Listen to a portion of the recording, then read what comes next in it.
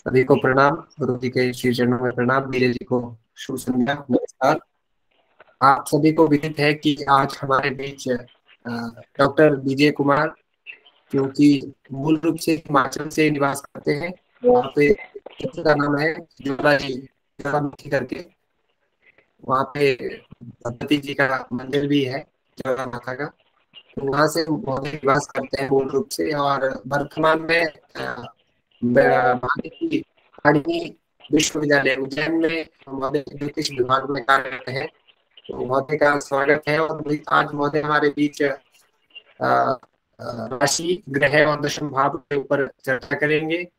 और आपका कोई प्रश्न रहेगा तो आप उसको भी संभाल के रखें और उसको प्रश्न पूछिए। आप नीचे कमेंट बॉक्स में भी दे सकते हैं, या अंतिम में समय मिलेगा वहां पे आप प्रश्न भी रख सकते हैं। तो मैं अधिक समय न लेता हुआ महोदय को साक्षात मंच पे आमंत्रित करता हूँ, वो आए और अपना आज की कक्षा को प्रारंभ करें।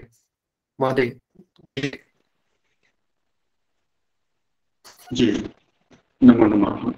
सर्वेभ्यो नमस्ते। सदाशिवसमारंभां शंकराचार्य मध्यमां अस्मदाचार्य पर्यन्तां वंदे गुरु परंपरां। कक्षा के संयोजक आचार्य आदरणीय गुरुकाल हमारे डॉक्टर विपिन कुमार महोदय जी को हार्दिक अभिनंदन और शुभकामनाएं और प्रणाम करते हुए इस कक्षा में जुड़े हुए सभी जो छात्र हैं उनकी जिज्ञासाओं को साधुवाद देते हुए मैं कक्षा को और विषय को प्रारंभ करता हूं। साथ ही हमारे मित्र, हमारे अनुजकल पुष्पराज जी, उनको भी बहुत बहुत साधुवाद, शुभकामनाएं। बात परीक्षा की दृष्टि से ज्योतिष को समझने की है। और कक्षा प्रारंभ से पूर्व एक कक्षा के लिए हमारी ओर से निवेदन कहें, आदेश कहें, सभी ध्यान रखेंगे। जब कोई आचार्य आते हैं उनसे अधिकाधिक आप लाभ ले सकें, इस दृष्टि से कक्षा 2 वे होना चाहिए, ये 1 वे नहीं होना चाहिए। ये अर्पणा, श्रेया, ज्योति, सविता, मनीषा जो हैं सभी कक्षा में सम्मिलित हों, और अपना वीडियो ऑफ करके, ऑडियो ऑफ करके आप बैठे रहेंगे तो ये अच्छा नहीं लगता है, क्योंकि जो आचार्य आते हैं वो सिर्फ आपके लिए आते हैं। ठीक है, तो ये बात सभी ध्यान में रखेंगे, इतनी मर्यादा सभी जानते रहें और अलग से नहीं कहना पड़े ये चीज।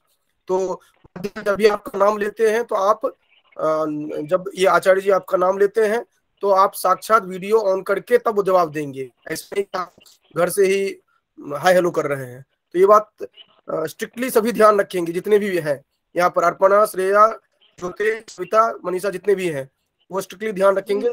जब भी ये पढ़ा रहे हैं, जो ही किसी का नाम लेते हैं, अगर कोई प्रश्न पूछने के लिए या संवाद स्थापित करने के लिए, तो आप वीडियो के साथ ही प्रकट होंगे। ठीक है, और अगर नहीं होते हैं तो उसके साथ साथ दंडात्मक भी व्यवस्था है, आप जानते हैं, रिमूव कर दिया जाएगा, सीधी सी बात है। हाँ, आप प्रारंभ कर सकते हैं, क्योंकि बच्चों को प्रेम से और हर तरह से समझाना पड़ता है। ठीक है, बिल्कुल बिल्कुल आचार्य जी। और इसमें सामान्य रूप से भी जब हम कक्षा में, ये कक्षा मतलब सिर्फ यहाँ पे व्याख्यान नहीं है, और जितना ज़्यादा चर्चा होगी, जितना मंथन होगा, वहाँ से उतने जितने प्रश्न निकलेंगे तो संभावना उतनी ज़्यादा अच्छी होती है। और जिन प्रश्नों को लेकर हो सकता है हम आए हैं, तो सामने से जो प्रश्न आते हैं तो उनके ऊपर ज़्यादा चर्चा करना मुझे लगता है सार्थक होता है किसी भी कक्षा के लिए, और खास करके इस तरह की प्रतियोगी परीक्षाओं की कक्षा के लिए।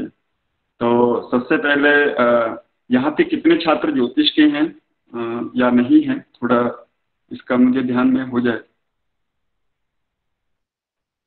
ज्योतिष के हैं अपना हैंड रेज करेंगे।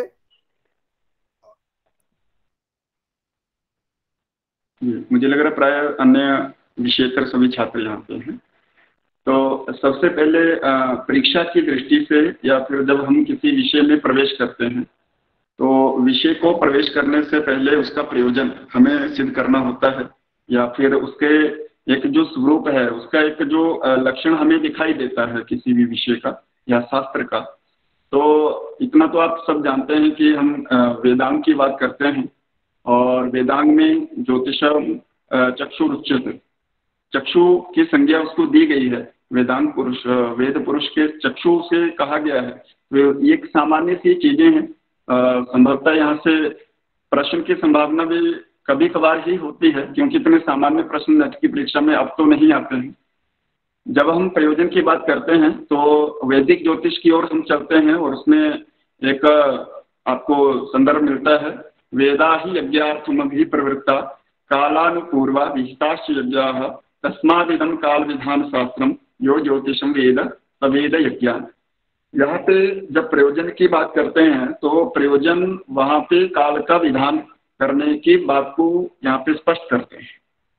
ज्योतिष में काल, यानी यहाँ पे जब हम ज्योतिष को पढ़ने के लिए उपस्थित होते हैं, उसके प्रयोजन को जानने के लिए उपस्थित होते हैं, तो वहाँ पे हम उस समय के विधान को जानने का प्रयास करते हैं अथवा काल के स्वरूप को जानने का प्रयास करते हैं।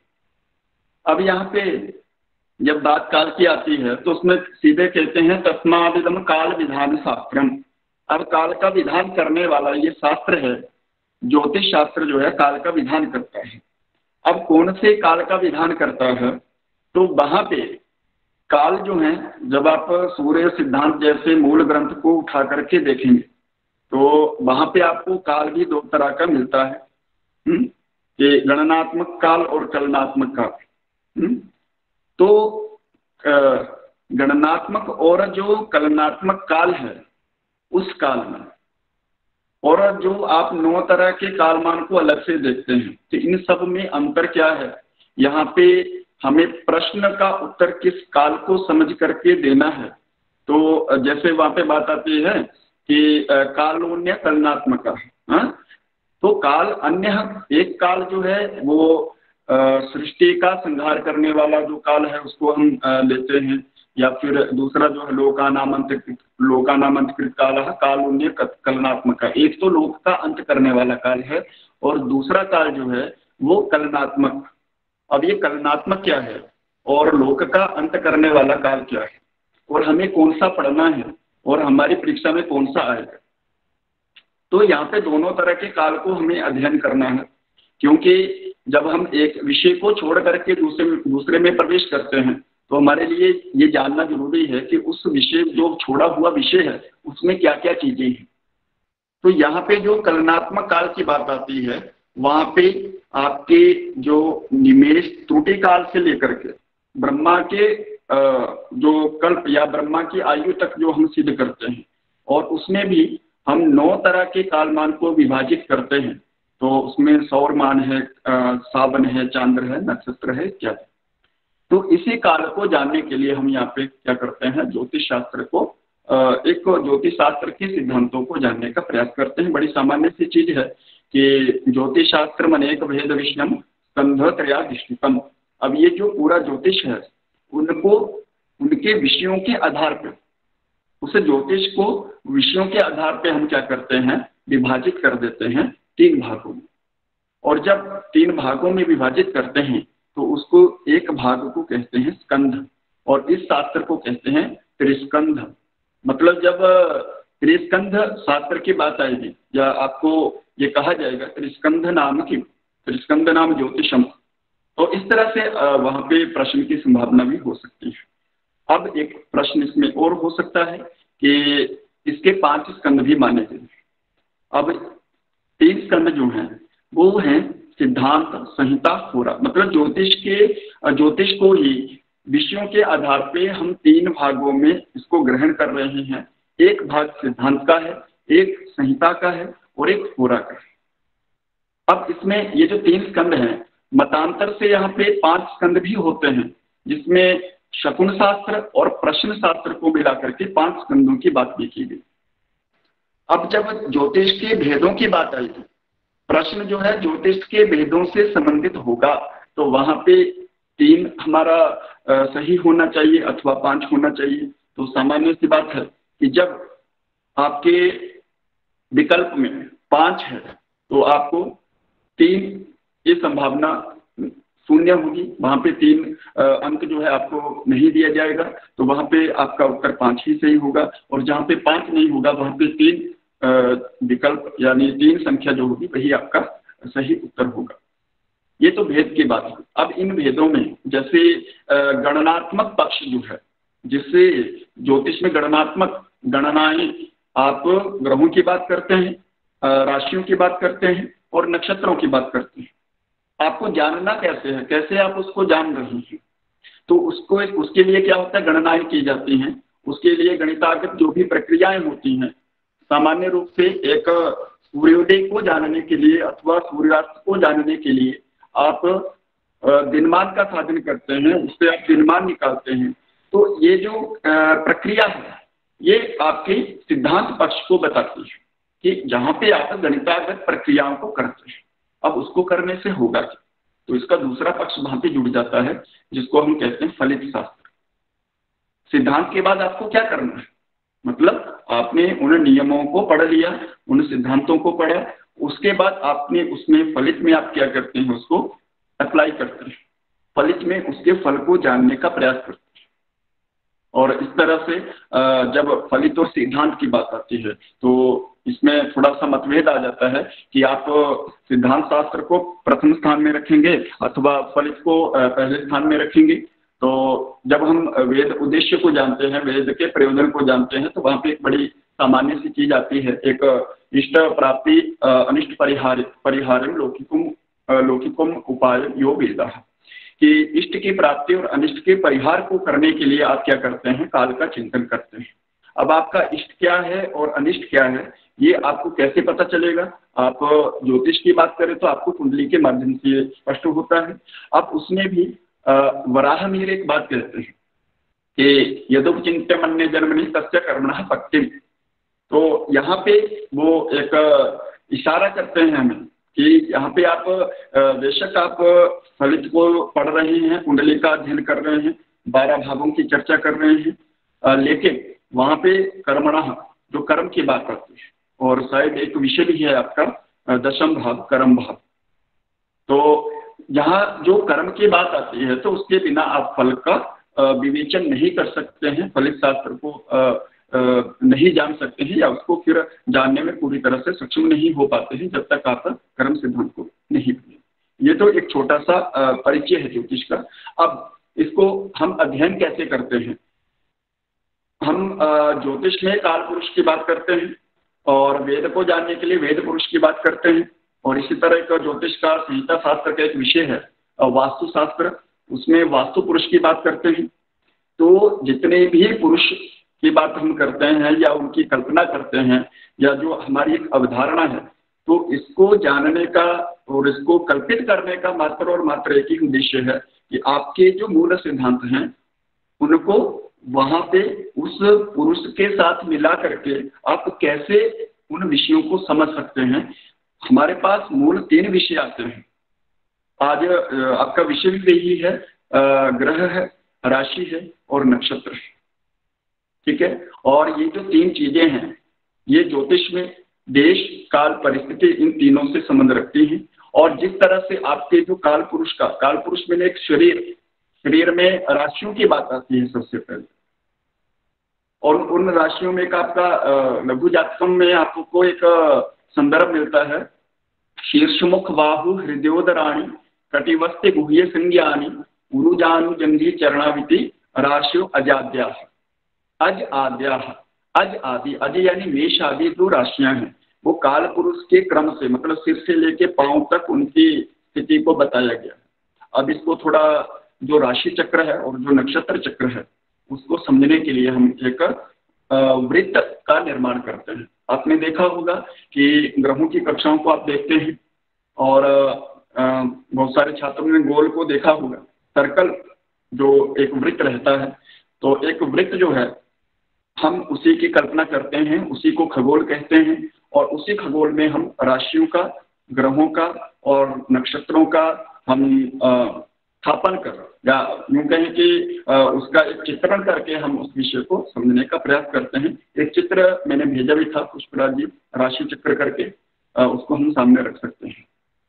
तो सबसे पहले जब हम राशि चक्र की बात करते हैं तो राशि चक्र को हम राशि चक्र ना कहें, सबसे पहले हम राशि चक्र क्यों, तो उसमें एक परिभाषा आती है आपकी कि राशि क्या है, तो तारकाणाम समूह राशि उच्यते, तारों का समूह जो है वो राशि है। मतलब अब जो राशि है वो तारों का समूह हुआ। तो नक्षत्र क्या है? तो नक्षत्र मैंने नाक्षरते इति नक्षत्र, जो आकाश मंडल में स्थिर हैं उनको नक्षत्र कहते हैं। और नक्षत्र मैंने तारा, तो तारों के संयोग से जो एक हमारे पास प्राप्त होता है उसको हम राशि कहते हैं। अब इसमें यह प्रश्न आता है कि जब राशि चक्र को समझना है, वृत्ताकार वो है, और वृत्त को जब हम समझते हैं तो उसमें अंशात्मक यानी डिग्री के आधार पे हम उसको समझते हैं। अब जैसे हम बात करें वृत्त का क्षेत्रफल, तो आप सब जानते होंगे वृत्त का क्षेत्रफल कितना होता है? कोई बता सकता है वृत्त का क्षेत्रफल? 360 डिग्री। 360। हाँ, अब हम उसको क्या कह रहे हैं? चक्र कह रहे हैं, हाँ? और चक्र है तो कितने डिग्री का हुआ? वो 360 डिग्री का हुआ। अब वो 360 डिग्री का जो चक्र है, तो हम जब नक्षत्र चक्र की बात करेंगे तो हमें यह भी पता होना चाहिए कि नक्षत्र की संख्या कितनी है। कोई बता सकता है नक्षत्र की संख्या? सर 27 नक्षत्र है। और राशि की संख्या कितनी है? क्या महोदय? राशियों की संख्या कितनी है? 12 राशियों की 12 संख्याएं हैं। 12 राशि, 27 नक्षत्र। अभी हमने थोड़ी देर पहले एक चर्चा की कि नक्षत्रों का समूह क्या होता है? राशि होती है, और राशियों का समूह क्या होता है? राशि चक्र होता है। तो जब राशि में ही नक्षत्र क्या हो जाते हैं? अंतर्निहित हो जाते हैं। अब वो कैसे होते हैं? देखिए, जब हम 0 डिग्री से प्रारंभ करते हैं तो 0 डिग्री से प्रारंभ करते हुए पुनः हम 360 डिग्री के ऊपर आते हैं। एक वृत्ताकार है पुष्पराज जी, एक नक्षत्र कक्षा। तो जब हम उसमें वृत्ताकार चक्र की कल्पना करते हैं तो जब हम उसके 27 भाग कर रहे हैं, तो आप देखिए 360 डिग्री को जब आप 27 से भाग देंगे तो एक भाग का मान आएगा आपका 13 डिग्री 20 कला। अब उसको 13 डिग्री 20 कला हम कह रहे हैं, तो 13 अंश 20 कला। ठीक है।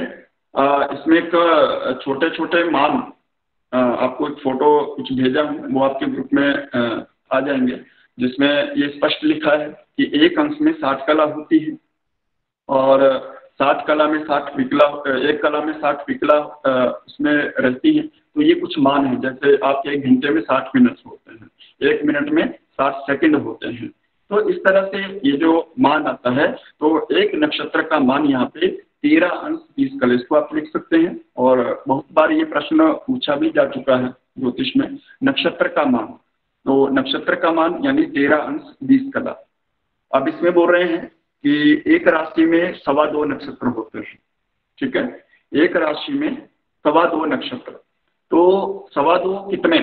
जैसे 2 नक्षत्र तो सीधे सीधे हो गए, 13-20 प्लस 13-20 करेंगे तो 26-40 का ये योग बनेगा।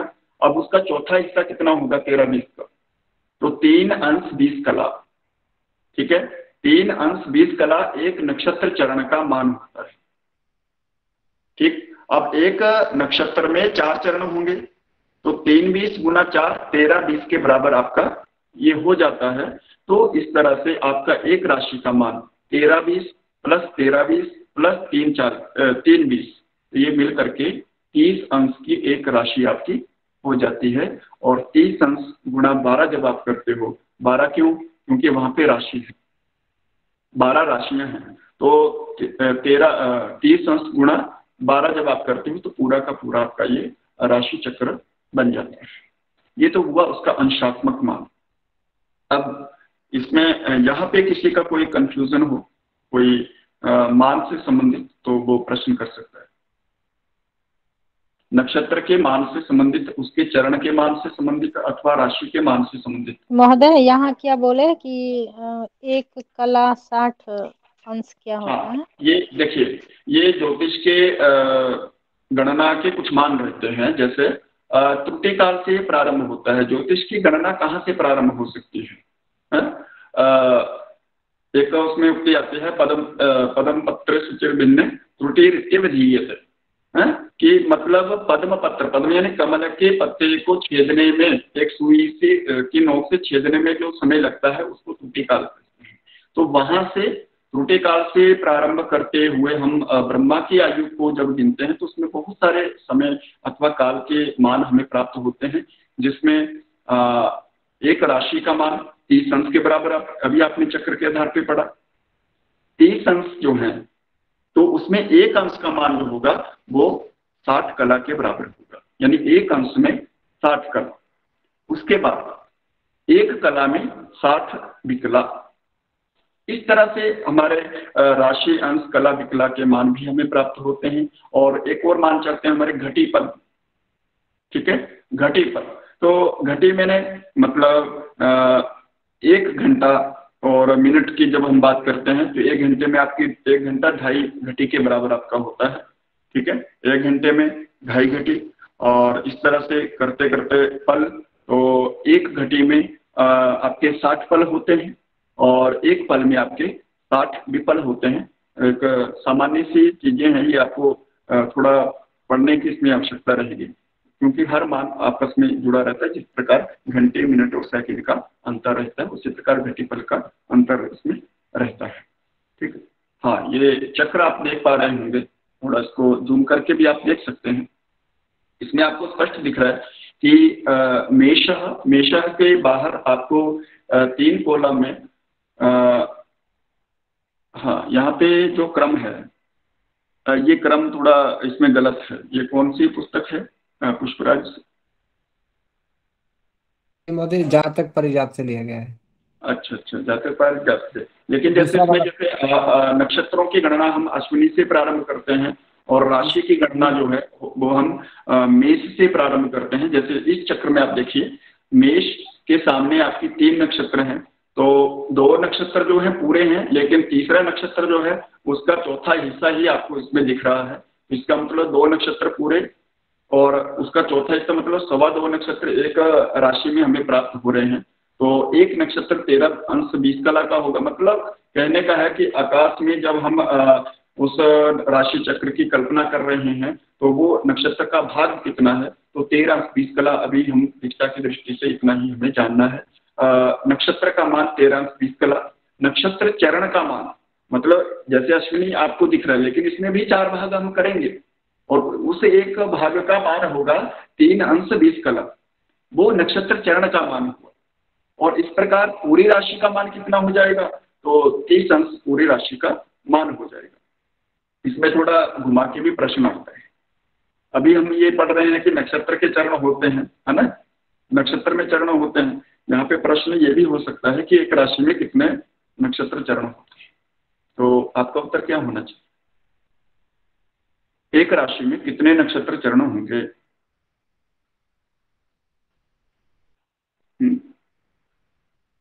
एक राशि में कितने नक्षत्र हैं?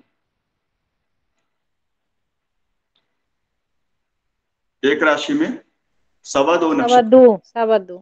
हाँ, तो एक नक्षत्र में चरण कितने हैं?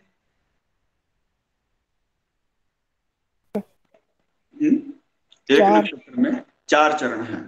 तो इनमें 2.25 नक्षत्रों में कितने चरण हो जाएंगे? 4 प्लस 4, 2 नक्षत्रों के 8 हो गए। और तीसरा जो नक्षत्र है उसका चौथा हिस्सा, तो 4 का चौथा हिस्सा कितना होगा? 1। तीनों को मिला दीजिए, कितना हो जाएगा? 9 चरण। जी हाँ, तो यहाँ पे जो 9 चरण होंगे वो एक राशि में 9 चरण होंगे, यानी 3 नक्षत्रों के वो चरण होंगे, ठीक है। और इस प्रकार जब हम एक राशि में 9 चरण, तो 12 गुणा 9 करेंगे तो कितना उत्तर आएगा हमारा?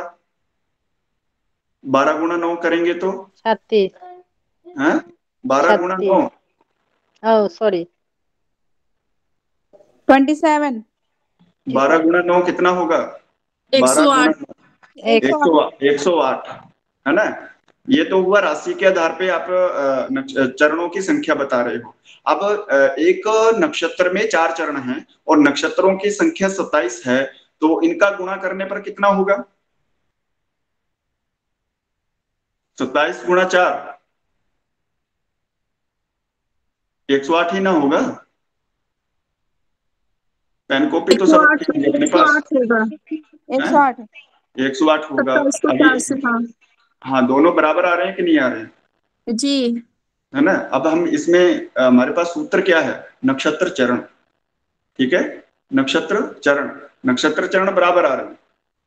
27 गुणा 4 करेंगे तब भी बराबर आएगा, और 12 गुणा 9 करेंगे तब भी बराबर आएगा। तो ये कुछ मान आपको देखने रहते हैं। राशि के आधार पे भी आपको चरणों की संख्या वहां पे प्रश्नव्य हो सकता है, प्रश्न यहाँ से भी हो सकते हैं। दूसरा, एक राशि स्वामी और नक्षत्र स्वामी, यहाँ से 101% का प्रश्न रहता ही है, चाहे वो राशि के स्वामी की बात हो अथवा नक्षत्र के स्वामी की बात हो। तो जैसे यहाँ पे राशि के स्वामी का मतलब है कि ये जो मेष लिखा है, ये जो वृष लिखा है, इसका जो जितना अंशात्मक ये क्षेत्र है, एरिया है, उस क्षेत्र का स्वामी कौन है। तो किसी भी पुस्तक में आपको राशियों के स्वामी मिल जाएंगे, मेष वृष मिथुन इत्यादि का जो क्रम है, तो मंगल शुक्र बुध चंद्रमा, सूर्य बुध शुक्र मंगल बृहस्पति शनि शनि बृहस्पति, ये क्रम से इन 12 राशियों के स्वामी होते हैं। और नक्षत्रों के स्वामी भी आपको किसी भी भारतीय ज्योतिष, शिवनाथ झारखंडी की पुस्तक है अथवा नेमीचंद्र शास्त्री, उसमें आपको बिल्कुल सरलता से मिल जाएंगे। ठीक है, तो यहाँ से राशि अथवा नक्षत्रों के स्वामी, ये भी आपको एक नंबर अथवा एक प्रश्न यहाँ से रहेगा ही रहेगा। दूसरा हम बात करते हैं पंचांग के विषय में। ठीक है, यहाँ तक क्लियर है? किसी का कोई डाउट हो तो बता सकते हैं, फिर आगे चलते हैं। महोदय एक बार चरण और ये नक्षत्र का मान का जो गणना आप बताएं, पुनः बताइए, ये बहुत समझ में नहीं आया। हाँ ठीक है, देखिए पूरी की पूरी गणना हमें एक वृत्त के आधार पे हमें करनी है। ठीक है, हमारे पास क्या है, जो हमारा हमें वृत्त दिख रहा है वो है हमारा नक्षत्र चक्र अथवा राशि चक्र। जब हम उस चक्र के 12 भाग करेंगे तो मतलब 12 राशि। ठीक है, और 12 भाग करने पर एक भाग का मान कितना होगा, तो 360 पूरे वृत्त का मान है। तो बटा जब हम 12 करेंगे, भाग 12 करेंगे, तो एक भाग का मान कितना होगा हमारे पास, 30 डिग्री। ठीक है, और वही 30 डिग्री एक राशि का मान होगा, चाहे वो वृष है, मिथुन है, कर्क है, सिंह है, कन्या है, सभी राशियों का मान वहां पे क्या हो गया, बराबर। ये हुआ राशि चक्र। अब उसी चक्र में जब हम नक्षत्रों का स्थापन कर देते हैं, और नक्षत्र संख्या में कितने हैं, तो 27 हैं, तो 27 को 12 बराबर भागों में बांटने के लिए हम क्या करेंगे, 360 भाग 27 करेंगे। तो इतना करने पर हमारे पास जो उत्तर आता है वो होता है 13 अंश 20 कला, अथवा 27 नक्षत्रों में प्रत्येक नक्षत्र का मान जो होगा वो 13 अंश 20 कला होगा। यहां तक क्लियर? जी महोदय। अब इससे भी और सूक्ष्म वो जा रहे हैं, बोल रहे हैं राशि तक आपने गणना की, ठीक है, नक्षत्र तक की, ठीक है, लेकिन अब वो नक्षत्र के अंदर भी बोल रहा है कि एक नक्षत्र के भी 4 भाग होंगे, मतलब जो 13 डिग्री 20 कला जो भाग है, उस भाग के भी 4 भाग करो। क्यों करो? क्योंकि एक नक्षत्र का मान है 13 20 कला, लेकिन उसके अंदर चरण कितने हैं, 4 चरण हैं, तो एक चरण का मान भी तो हमें निकालना पड़ेगा ना। अब 13 20 भाग जब आप 4 करोगे तो एक भाग का मान होगा 3 अंश 20 कला, और यही आपका होता है नक्षत्र चरण का मान। यहाँ पे दोनों तरफ से आपको प्रश्न हो सकता है, नक्षत्र का मान और नक्षत्र चरण का मान। तो नक्षत्र का मान है आपका 13 अंश 20 कला, और चरण का मान है उसी नक्षत्र के एक चरण का मान होगा 3 अंश 20 कला। ठीक है, तो ये अंतर स्पष्ट हो रहा है आपको?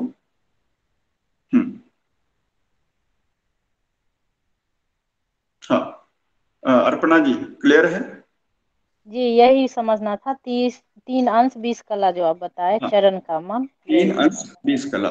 ये तो देखिए, अब इसमें जैसे हम 108 की बात कर रहे हैं कि चरण की बात कर रहे हैं ना, कि एक राशि में हम 9 चरण ले रहे हैं, तो 3 20 को जब आप 9 से गुणा करोगे तो आपका 30 डिग्री आएगा। क्यों? क्योंकि एक राशि में 9 चरण होते हैं और एक राशि का मान 30 डिग्री होता है, और उसी चरण को, है ना, उसी चरण को आप जब 27 से गुणा कर दोगे तो आपका कितना हो जाएगा, 108 हो जाएगा। और उसी मान को जब आप 27 से 3 अंश 20 कला को 27 से गुणा कर दोगे तो वो आपका 360 डिग्री के बराबर हो जाएगा। ठीक है, मतलब क्योंकि उस 360 के भाग जो 27 किए उसी में से एक भाग का मान जो है ना, या उसके उसी एक भाग का मान जो है हम 13 अंश 20 कला ले रहे हैं नक्षत्र, और उसमें उसके अंदर भी 3 अंश 20 कला। तो ठीक है, ये थोड़ा प्रैक्टिस का विषय है आपका, गणनात्मक जो पक्ष है थोड़ा 360 डिग्री के अंदर ही आपको 12 से भाग करना है, 27 से भाग करना है, और फिर इसी में आपको चरण का मान जो 3 अंश 20 कला है उसमें जोड़ करके आप राशि का मान अथवा नक्षत्र का मान सिद्ध कर सकते हैं। और एक सबसे बड़ी चीज मैं आपको बताने जा रहा हूँ कि जब हम वैदिक ज्योतिष की बात करते हैं तो वहां पे किसी भी तरह की राशि की बात आपकी नहीं आती। ठीक है, राशि का प्रयोग ज्योतिष में कब हुआ? जितने भी वैदिक ज्योतिष में आप देखते हैं, जितने भी श्लोक आपको मिलते हैं वहां पे नक्षत्र ज्योतिष की बात आती है, क्योंकि हमारा जो गणना है, जो सूक्ष्म गणना का एक विषय रहा है, और सूक्ष्म गणना आपके नक्षत्रों से ही होती है। आपके वैदिक ग्रंथों में देखिए, अथवा जो वेदांत ज्योतिष है लग्नाचार्य के द्वारा जो रचित है, तो उसमें भी आपको नक्षत्र ज्योतिष इत्यादि करके ही आपको मंत्र भी मिलते हैं और आपके लिए जो संदर्भ भी मिलते हैं। तो राशि का जो प्रकरण है वो आपका थोड़ा, जब वराह मिहिर के समय की बात यदि हम करें तो तभी से जो अरबी जो ग्रंथ यवनाचार्य के जो ग्रंथों से वहां से थोड़ा राशि का ग्रहण फिर ग्रंथों में होने लगा है। ठीक है, तो जब हम वैदिक ज्योतिष की बात करेंगे तो वहां पे हम नक्षत्र ज्योतिष की ही प्रधानता को देखेंगे। इसके बाद आपका ग्रहों की बात आती है, और ग्रहों के विषय में एक बड़ी अच्छी चीज कही जाती है, गच्छन्ति भानि गृह्णन्ति सप्तम येतु ते ग्रह। परिभाषा क्या है? गच्छन्ति भानि गृह्णन्ति सततम येतु ते ग्रह। कौन है ग्रह? कोई बता सकता है? ज्योतिष में ग्रह क्या है? परिभाषा क्या है ग्रहों? ग्रह अभी तक आप क्या जानते हैं ग्रहों के बारे में? परिभाषा यदि आप कहना चाहें तो क्या कहेंगे कि ग्रह क्या है? कोई महोदय 9 है। 9 ग्रह है। हाँ, और परिभाषा क्या कहेंगे कि क्या है ग्रह? जैसे हमने कहा कि नक्षत्र, नक्षत्र के नक्षत्र जो जिनका क्षरण नहीं होता, मतलब जो स्थिर हैं, जो चलते नहीं है, वो उनको कहा हमने नक्षत्र। तो यहाँ पे क्या बोल रहे हैं? गच्छन्ति भानि गृह्णन्ति। भानि यानी नक्षत्राणि। भानि क्या है? भव मैंने नक्षत्र, है ना?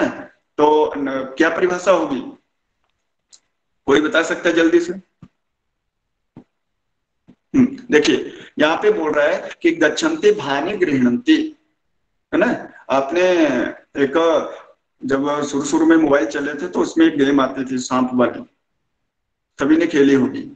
नोकिया 1100 जो मोबाइल रहता है तो उसमें एक सांप आता है और जो डॉट वहां पे चमकता है उसको खा के वो क्या करता है? अपने मार्ग से आगे बढ़ जाता है ना? तो यहाँ पे चलता कौन है? सांप चल रहा है। फिर कौन है? वो डॉट है ना? चमकता है। तो यहाँ पे यही बात समझा रहे हैं कि गच्छन्ति भानि गृह्णन्ति, जाते हैं। कहाँ जाते हैं? कौन जाते हैं? तो बोले भानि, भानि यानी नक्षत्राणि, नक्षत्रों का ग्रहण करते हुए अपने मार्ग में जाते हैं। अपने मार्ग में कौन जा रहा है? तो कक्षाओं की बात किसकी होती है? ग्रहों की कक्षाओं की बात होती है। मतलब जो पिंड अपनी कक्षा में भ्रमण करते हुए नक्षत्रों का भोग करते हैं वही क्या है? सततम येतु ते ग्रह। और कैसे चलते हैं? सतत चल रहे हैं, निरंतर चल रहे हैं। तो वो जो चल रहे हैं और कैसे चल रहे हैं? तो नक्षत्रों का भोग करते हुए चल रहे हैं, उसको ग्रह कहते हैं। ठीक है, वही क्या है? ग्रह है। अब दोनों में अंतर स्पष्ट है, नक्षत्र स्थिर है और ग्रह चलायमान है। ठीक है, ग्रह नक्षत्र का भोग कर रहे हैं। जैसे आप यहां से, जैसे पृथ्वी से भूकेंद्रीय कक्षा की बात करते हैं। भूकेंद्रीय कक्षा में क्या होता है? सौरमंडल में जब आप थोड़ा ध्यान देंगे तो भूमि सबको मध्य में रखा जाता है, पृथ्वी को मध्य में माना जाता है। भूकेंद्रीय कक्षा में दोनों मत चलते हैं ज्योतिष में। तो जब भूमि के ऊपर बैठा हुआ कोई व्यक्ति है, या हम जैसे चंद्रमा को देख रहे हैं और वो किसी नक्षत्र के सामने है, तो हम तो यही मानेंगे ना कि चंद्रमा जिस नक्षत्र में है। कि चंद्रमा आगे बढ़ रहा है किस नक्षत्र का भोग करते हुए, तो वो चंद्रमा की स्थिति है, वो नक्षत्रों का ग्रहण कर रहे हैं। तो बोल रहे कि जो नक्षत्रों का ग्रहण करते हुए अपने मार्ग में निरंतर चल रहे हैं वो ग्रह होते हैं। और ये ग्रह कितने हैं, तो हमारे सौर मंडल में भारतीय ज्योतिष में 7 ग्रहों की कल्पना की गई। ठीक है, भारतीय ज्योतिष में 7 ग्रहों की कल्पना की गई है और ये 7 ग्रह जो हैं इनका एक स्वरूप बताया गया है। अब उस स्वरूप में क्या होता है? उस स्वरूप में जैसे हम सूर्य की बात करें तो सूर्य की प्रकृति की बात होगी, सूर्य के तत्व की बात होगी, उसकी कहाँ किस राशि में क्या फल देता है, उच्च कहाँ होता है, नीच कहाँ होता है, अपने वर्ग का कहाँ होता है, अपने स्वराशि का कहाँ होता है, इस तरह के प्रश्नों का वहां पे एक भरमार सी हो जाती है। अब आपको कैसे सोल्व करना है उसको? अब इसमें कुछ पाप ग्रह होंगे, कुछ शुभ ग्रह होंगे। अब इन ग्रहों को कैसे हमें जानना है, क्या जानना है इनके बारे में, कैसे परिचय करेंगे? एक व्यक्ति के साथ कैसे परिचय करते हैं हम, क्या देखते हैं सबसे पहले? सामान्य यदि हम बात करें तो परिचय में क्या होता है? जब आप किसी व्यक्ति को सामने से देख रहे हैं तो क्या क्या देखते हैं उसके? उनका चेहरा देखते हैं, फिर उनका नाम पूछते हैं। नाम है, चेहरा है, उसका नेचर कैसा है, प्रकृति कैसी है, उसको पसंद क्या है, किस पद के ऊपर वो अलंकृत है या किस पद के ऊपर वो ताकतवर होता है, किस पद के ऊपर वो नीच का हो सके। धीरे धीरे जब हम उसके परिचय को जानने का प्रयास करते हैं तो उसके विषय, वो किस परिवार से है, किसके साथ उसकी बनती है, किसके साथ नहीं बनती है, कौन उसके मित्र हैं, कौन उसके शत्रु हैं। और राशि जो है, राशि मैंने हम बार बार पढ़ चुके कि राशि नक्षत्रों का समूह है। तो उस पद के ऊपर जाकर के कि ग्रह जो है उस पोजीशन में जाकर के कहाँ उच्च का होगा, किस राशि की पोजीशन में जाकर के नीच का होगा, तो ये उसका परिचय में आ जाता है। क्लियर? अब इसमें जैसे इसमें कुछ ग्रहों का परिचय दिया भी होगा, हाँ उसके एक पीछे वाला है ना,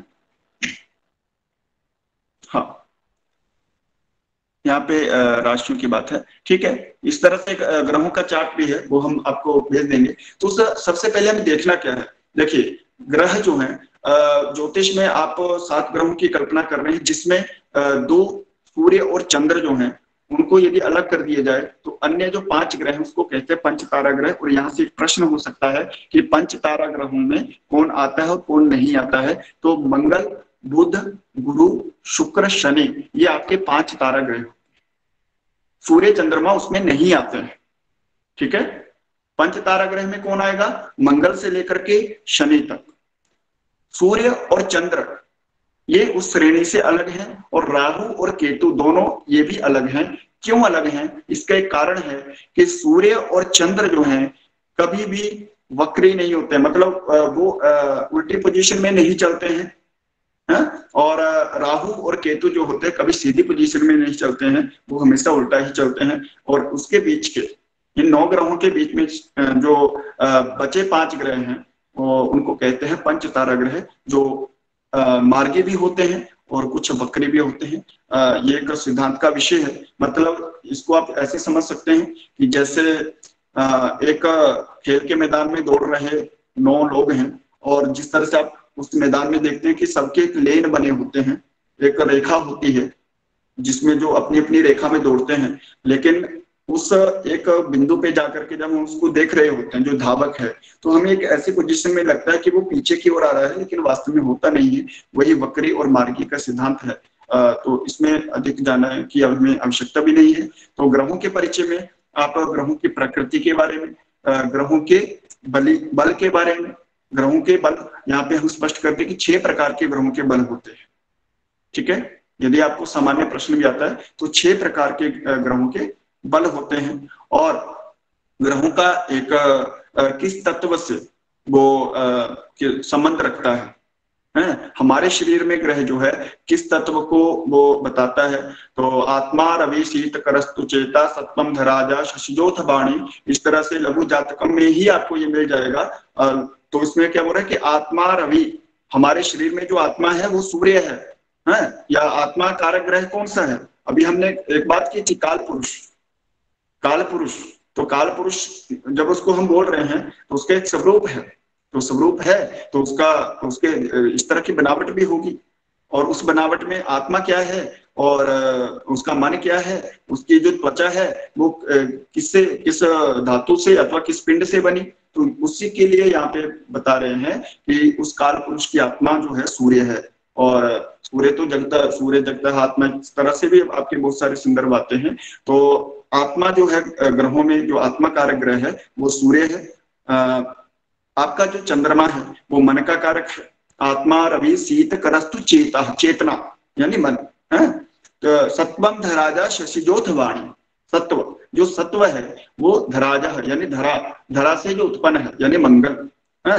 शशिजोथ वाणी, और शशि यानी चंद्रमा, और शशिजह शशि से जो उत्पन्न है यानी बुध, वो वाणी का कारक है, गुरु ज्ञान का कारक है। शुक्र जो है वो आपका मेधा से मतलब आपका वीर्य का कारक है। शनि जो है शनि कालन रस्य दुखम है ना, शनि को कहा कि ये काल पुरुष का दुख है यानी कष्ट है।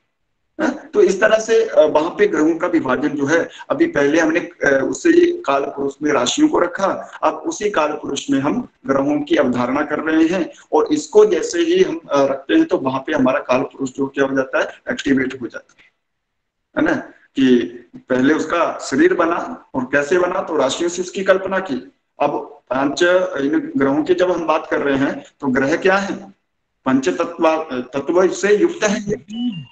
और जब इसमें आत्मरूपी सूर्य और चंद्रमा जो है मन का कारक होते हुए उसमें आ जाते हैं, तो एक वो जागृत अवस्था में आ जाता है। और यही आपकी उस पूरे काल पुरुष के लक्षणों को आगे स्पष्ट करता है। और इसके बाद राशि, ग्रह और नक्षत्र, इस तरह से तीनों मिलकर के एक काल पुरुष और एक ज्योतिष की वहां पे अवधारणा जो है वहां पे स्पष्ट हो जाती है।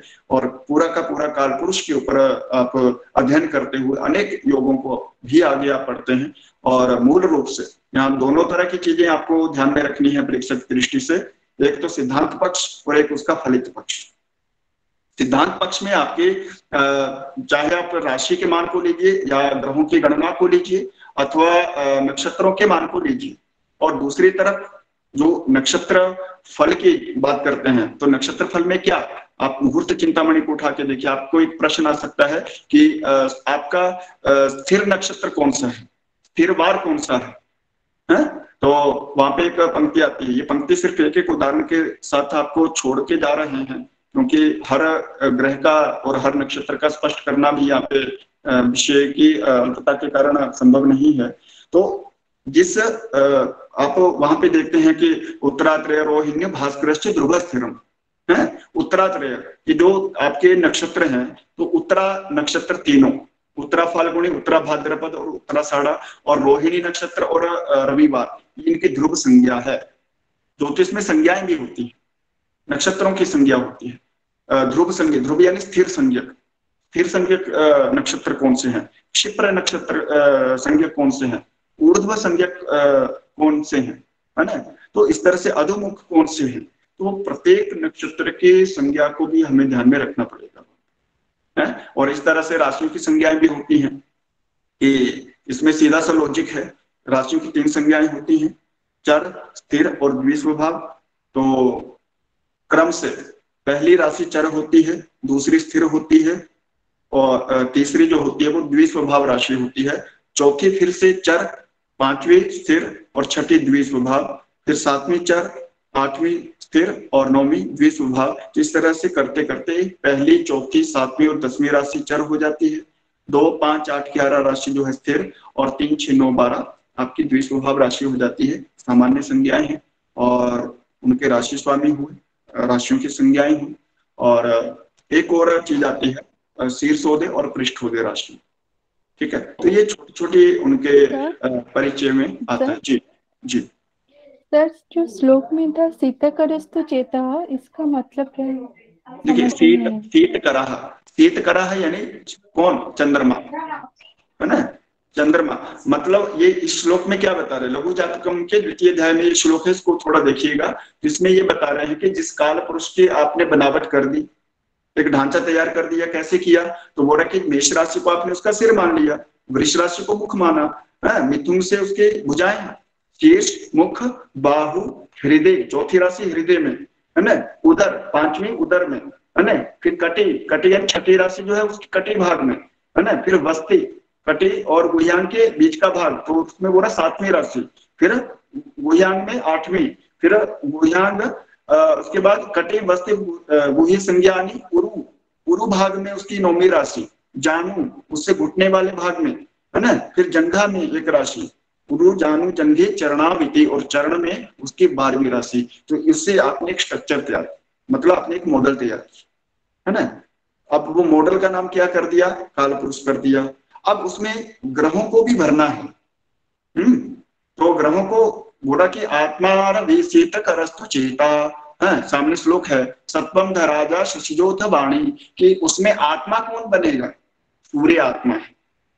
उस जो शरीर बना है वो अभी तक उसमें जान नहीं है, जैसे सूर्य उसमें कल्पित किए तो वो आत्मा रवि, उस काल पुरुष की आत्मा कौन है, रवि यानी सूर्य है। सत्वम आत्मा रवि, शीतकरः, शीतकरः कहते हैं चंद्रमा, तो वो क्या है, चेता, चेतना, मन है, जो मन है वो हमारे चंद्रमा हुआ है। फिर सत्वम धराजः, जो सत्व है ना, जो बल है वो कौन है, चंद्रमा, मंगल। वाणी कौन हुआ, हम बोल पा रहे हैं, किसके कारण, बुध के कारण। ज्ञान, क्या बोलना है क्या नहीं बोलना है इसका ज्ञान कौन कराएगा, बोध कौन कराएगा, गुरु करवाता है जो जिसके पास ज्ञान होता है, तो वो बृहस्पति आ गया उसमें। फिर शुक्र है यानी मद है, वीर्य इत्यादि, जितना भी शुक्र से संबंधित जो तत्व है वो शुक्र। फिर बोल रहा है कि शनि काल नरस्य दुखम, शनि जो है काल नरस का काल पुरुष, नर में पुरुष, उसका दुख है। तो यहाँ पे सारी चीजें, मतलब एक जो जब जिसको हम एक पुरुष मान रहे थे अब वो एक जागृत अवस्था में आ चुका है। क्लियर? जी सर। ठीक है, तो यहाँ पे मतलब जो पुरुष की जो अवधारणा है, हम विषय को समझने के लिए वहां पे पुरुष की अवधारणा को ले रहे हैं। ठीक है, तो राशि में, नक्षत्र में अथवा जो ग्रह में, इसके सबसे ज्यादा आवश्यक है उसके तत्व को जानना, उसके विषय में जानना, और एक सबसे बड़ी बात, ग्रहों के उच्च और नीच को अवश्य पढ़िएगा। अज वृष मिंगांगना करकी मीन वरिज्ञान से केशवनादि उच्चा, ये एक श्लोक आता है आपका लघु जातकम में। लघु जातकम ग्रंथ को आप पढ़ लीजिए अच्छे से, तो ये बहुत सारे विषय आपके क्लियर हो जाएंगे, है ना। और ग्रहों की दृष्टियां जिस तरह से सामने पीपीटी में भी दिख रहा है आपको। ठीक है महोदय, लघु जातकम किनका पढ़ेंगे? देखिए, लघु जातकम में ग्रह परिचय करके स्टार्टिंग के प्रथम 2 अध्याय आप पढ़ लेंगे तो ये परिचय हो जाएगा, है ना। ग्रह परिचय नहीं, मेरा कहना था कि राइटर का नाम बता देते। ब्रह्मानंद त्रिपाठी का बड़ा सामान्य सा है, और बिल्कुल आप उसको पढ़ सकते हैं। ब्रह्मानंद त्रिपाठी संपादक है इसके, है ना। राइटर तो वराह मिहिर का ग्रंथ है वो। ब्रह्मानंद त्रिपाठी का वो चुखंबा से प्रकाशन है उसका। कुछ ग्रंथों के नाम मैं अभी आपको बताऊंगा जो वहां से जो प्रश्न हो सकते हैं। ठीक है जी। हाँ, अब इसमें एक विषय और बचता है आपका दशम भाव। दशम भाव क्या है? तो जिस तरह से हम 12 भावों की कल्पना करते हैं, थोड़ा हम उस पे आएंगे पुष्पराज अपने पीपीटी पे। तो उसमें जो जैसे 12 राशियों की हमने बात की, तो वो भी 360 डिग्री है। तो भावों की बात करेंगे तो देखिए, भाव क्या है कि भाव स्थिर है। ज्योतिष में भाव स्थिर है, उसमें राशियां घूमती हैं। ठीक है, अब ये एक प्रश्न ये हो जाता है कि अभी तक तो हम राशि नक्षत्रों के समूह को मान रहे हैं, और उसमें नक्षत्र तो स्थिर है, तो फिर राशि घूम कैसे सकती है? तो यहाँ पे एक बड़ा सामान्य सा नियम है, आप जानते भी होंगे, सापेक्षता का सिद्धांत है कि गणना करने के लिए यदि हम गणना किसी ग्रह की कर रहे हैं तो हमें किसी 2 ग्रहों की कर रहे हैं तो एक को तो स्थिर मान के चलना पड़ेगा। समझ रहे हैं कि जब हम पृथ्वी के ऊपर हैं तो हम पृथ्वी को भूकेंद्रिक मान रहे हैं और पृथ्वी के ऊपर से ही सारी गणनाएं कर रहे हैं, तो पृथ्वी के सापेक्ष आपकी गणना है। आप किसी अन्य ग्रह पे जाएंगे तो उसके सापेक्ष आपकी गणनाएं होंगी।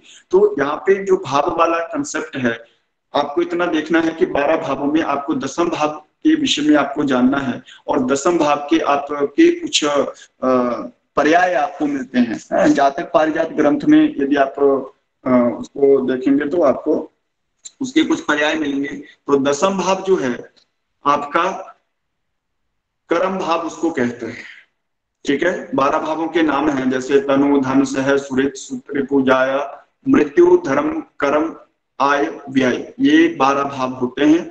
और 10वां भाव जो है वो कर्म का भाव होता है, आपके ऊर्जा का भाव होता है, पिता का भाव होता है, व्यवसाय का भाव होता है, यात्रा का भाव होता है, और उसको एक संज्ञा दी गई है आकाश। दसम भाव की जो संज्ञा है वो आकाश है, और ठीक उसके सामने जो चौथा भाव होता है वो आपका पाताल होता है, और लगन जो है उसको उदय कहा गया है, और जो सप्तम भाव है उसको अस्त कहा गया है, ठीक है। इसमें विचारणीय विषय, अब जब विषयों की बात आती है तो दसम भाव से आपको विचार क्या करना है? आपको पिता का विचार करना है, आप राज्य का विचार करते हैं, कर्म का विचार करते हैं, कारोबार, पद, अधिकार, प्रतिष्ठा, राजयोग इत्यादि जो विषय हैं उनका विचार करते हैं, वृत्ति का विचार करते हैं, और राजयोग या अथवा जो एक प्रतिष्ठित पदों की जो बात होती है उसकी आप बात करते हैं, उसके विचार करते हैं। तो दसम भाव से विचारणीय विषय आपका एक जातक पारिजात ग्रंथ में आपके बहुत सारी चीजें इसमें दी गई हैं, लेकिन जब आप उसके कुछ मूल चीजों को देखोगे, है ना, इसमें अलग से भी हाँ इसमें दिया है, और उसमें 2-3 संदर्भ दिए हैं जब दसम भाव के ऊपर हम देखते हैं। ये पीपीटी आपके ग्रुप में यदि कुछ बना हो, हाँ देखिए इसमें व्योमनी मुद्रा परम पुण्यम राज्य वृद्धिम च पैतृकम, ये तार्किक नीलकंठी एक ग्रंथ है। तो इसमें आपको मिलता है कि मुद्रा का, उत्कृष्ट पुण्य का, राज्य वृद्धि का, पिता और पिता संबंधी विषयों का विचार जो है दसम भाव से कीजिए।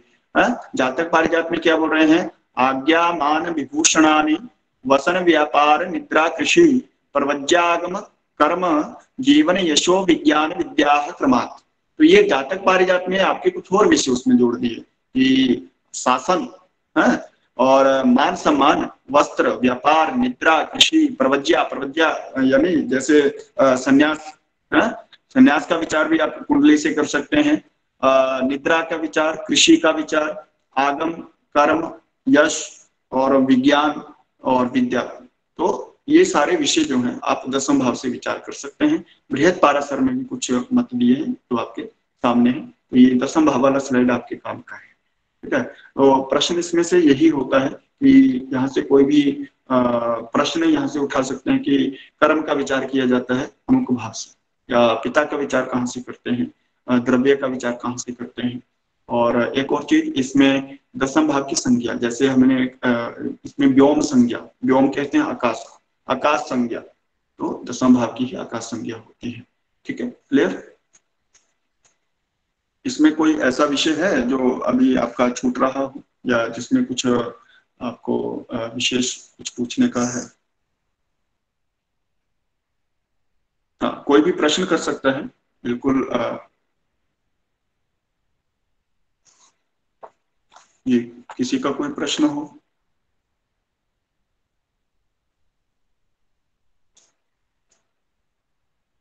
अभी आपकी कोई जिज्ञासा है, कोई आपने पूर्व में जो विषय पढ़ा है? ज्योतिष से संबंधित कोई भी प्रश्न हो तो चर्चा कर सकते हैं।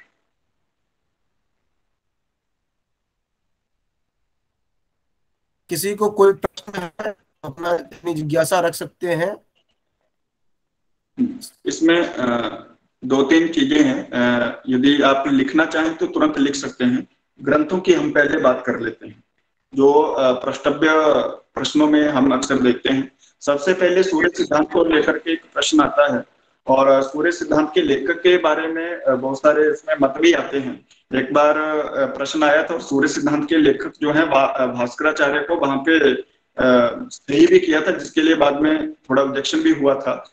तो सबसे पहले जब हम सूर्य सिद्धांत की बात करते हैं तो सूर्य सिद्धांत एक आर्ष ग्रंथ है, तो वहां पे आर्ष होगा तभी आपको सही वो करना है, क्योंकि लेखक की बात आएगी तो हम उसमें थोड़ा कंफ्यूज होने की संभावना ज्यादा रहती है।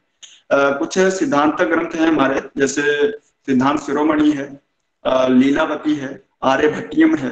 तो इनके जो लेखक हैं जैसे सिद्धांत शिरोमणि भास्कराचार्य, आर्यभट्टियम आर्यभट्ट, लीलावती भास्कराचार्य, तो ये सिद्धांत ग्रंथ हुए। फलित में हम देखते हैं कि आचार्य वराहमिहिर के ग्रंथ हैं बृहद जातक, लघु जातक। तो ये आचार्य वराहमिहिर के 2 ग्रंथ हुए। एक और बृहद पाराशर होरा शास्त्र है, तो ये आपका महर्षि पाराशर के इसको माना गया है ग्रंथ को। उसके बाद संहिता, संहिता के ऊपर आपका बृहद संहिता का नाम सबसे पहले आता है, जो आचार्य वराहमिहिर का लिखा हुआ है।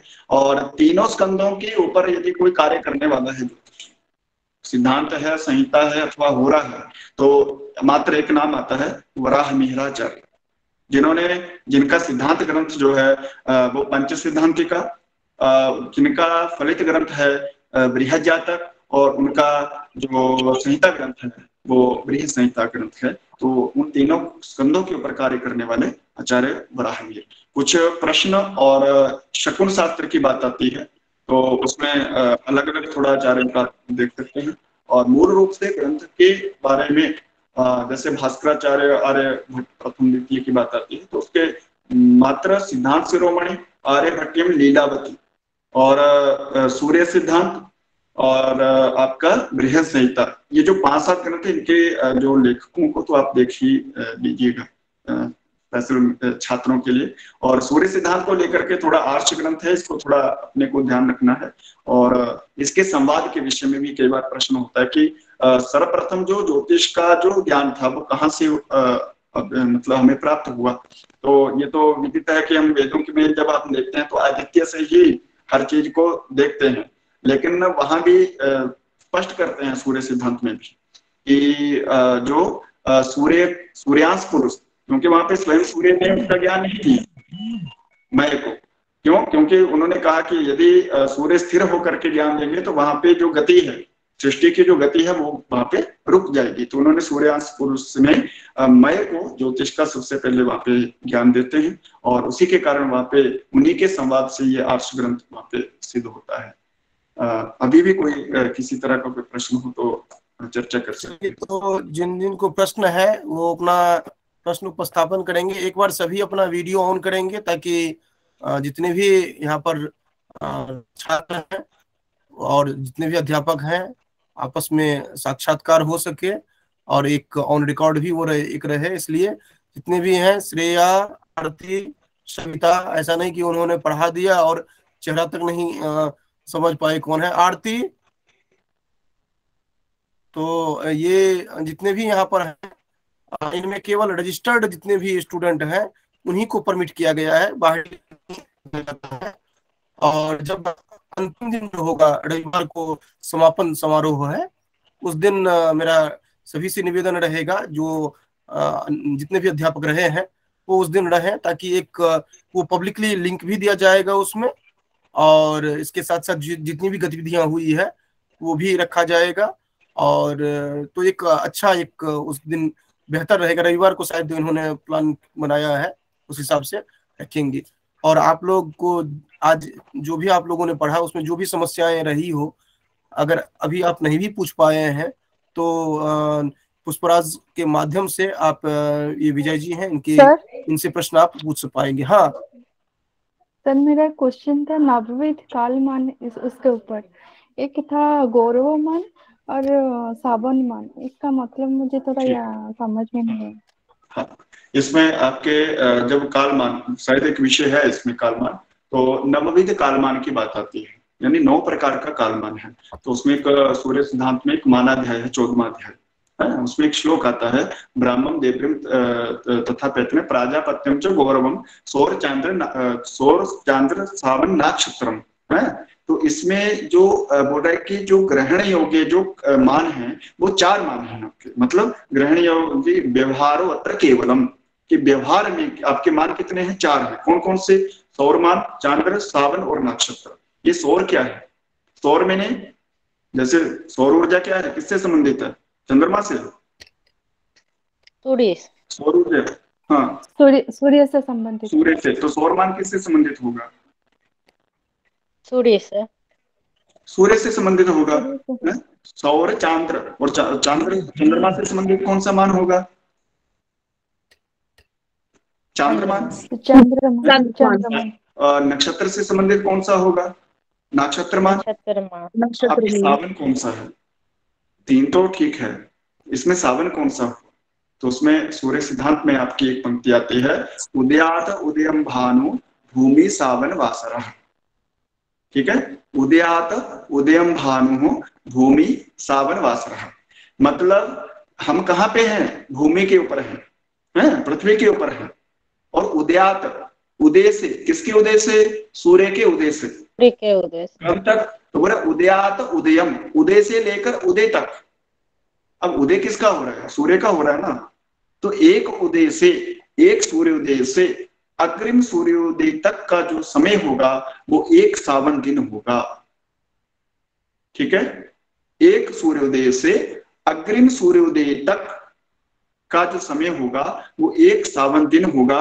इसी तरह से 30 सावन दिन हो जाते हैं तो एक सावन मास होगा, और एक 12 मास का एक वर्ष हो जाएगा। ठीक, ये तो हुआ उदय, ये सूर्य के उदय से संबंधित है, तो सावन दिन। या और इसको एक और दिन कहते हैं कुदिन, इसको भी थोड़ा लिख लीजिए, कुदिन यानी पृथ्वी का दिन, कु यानी पृथ्वी।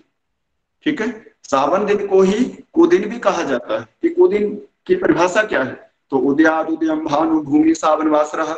आपको मान लीजिए ये पंक्ति दे दी सूर्य सिद्धांत की, और नीचे लिख दिया ये सौर दिन है, ये चांद्र दिन है, ये नक्षत्र दिन है, अथवा कुदिन है।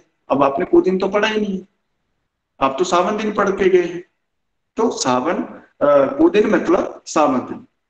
क्यों? क्योंकि ये पृथ्वी से संबंधित है ना। आप पृथ्वी से आप सूर्योदय की स्थिति को देख रहे हैं, पृथ्वी के बाहर जाइए आपको सूर्योदय कभी सूर्य उदय और दिखाई नहीं देगा, समझ रहे हैं? तो ये सावन दिन। अब सौर मान क्या है? सौर दिन, जैसे सौर दिन होता है वैसे एक सौर मास होता है, वैसे एक सौर वर्ष भी होता है। तो सूर्य का 1 डिग्री चलना, सूर्य जब 1 डिग्री चलता है तो वो क्या हो जाता है? एक सौर दिन हो जाता है। सूर्य जब 30 डिग्री चल जाता है तो एक सौर मास हो जाता है। सूर्य जब 360 डिग्री चल जाता है तो एक सौर वर्ष हो जाता है। ठीक, अब चंद्रमा की बात देखिए, तो चंद्रमा का एक दिन क्या होगा? तिथि। चंद्रमा की, चंद्रमा का महीना कैसे बनता है?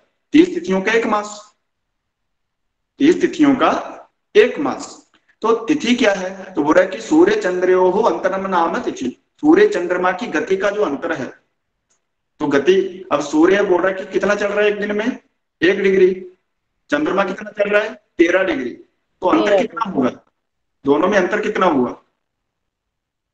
12 का अंतर हुआ। 12 डिग्री। 12। अब 12 गुना 30 अंश करिए, कितना हो जाएगा? 360 डिग्री। 360 क्यों कर रहे हैं? 30 क्यों कर रहे हैं? क्योंकि एक मास में कितने दिन? 30 दिन। 30 दिन। एक मास में 30 दिन, एक दिन का मान 12 डिग्री, तो 12 गुना 30 360 डिग्री। तो ये हुआ आपका चांद्र मास। ठीक है, तो ये सौर हुआ, सावन हुआ, चांद्र हुआ। अब बचा नक्षत्र। तो नक्षत्र मैंने एक नक्षत्र उदय से अग्रिम नक्षत्र के उदय तक का जो षष्ठी घटियात्मक मान होता है, 60 घटी का जो फिक्स मान होता है, वो आपका नक्षत्र मान होता है। और यही आपके चारों व्यवहार में आते हैं, मतलब जिनको आप कहीं ना कहीं प्रयोग करते हैं। किसी व्रत पर्व त्योहार में आप चांद्रमान को लेते हैं, संक्रांति आदि आप मनाते हैं तो उसमें सौरमान को ग्रहण करते हैं, और सावन को आप रोजी ग्रहण करते हैं। तो इसमें एक और चीज आप नोट कीजिएगा कि एक सावन वर्ष में आपके 365 दिन होंगे। ठीक है, एक सावन वर्ष में 365 दिन, 15 घटी 30 पद, ये मान रहता है। एक सौर वर्ष में आपके 360 दिन, और एक चांद्र वर्ष में 354 दिन होते हैं। एक चांद्र दिन वर्ष में 354 डेज, 354 दिन। ठीक है, तो यही चारों आपके व्यवहार में आते हैं। अब बृहस्पति का मान है, प्रजापति का है, पितरों का है, तो अब वो तो हम व्यवहार में नहीं करते हैं, वो हमारे व्यवहार में है ही। क्यों नहीं है? क्योंकि जितना हमारा एक मास होता है तो पितरों का तो एक दिन होगा, है?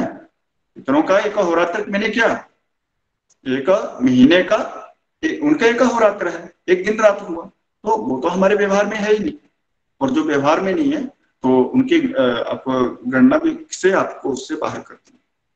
ठीक है, तो थोड़ा डिटेल में इसको पढ़ना है तो सूर्य सिद्धांत में थोड़ा थोड़ा इसमें आपको पंक्तिशः आप इसको देख सकते हैं। चलिए, तो आज यहीं तक रखते हैं कक्षा को, और आगे का जिस तरह जो भी प्लान होगा वो पुष्पराज सूचित करेंगे, जो कि किस तरह का क्या होना है कल।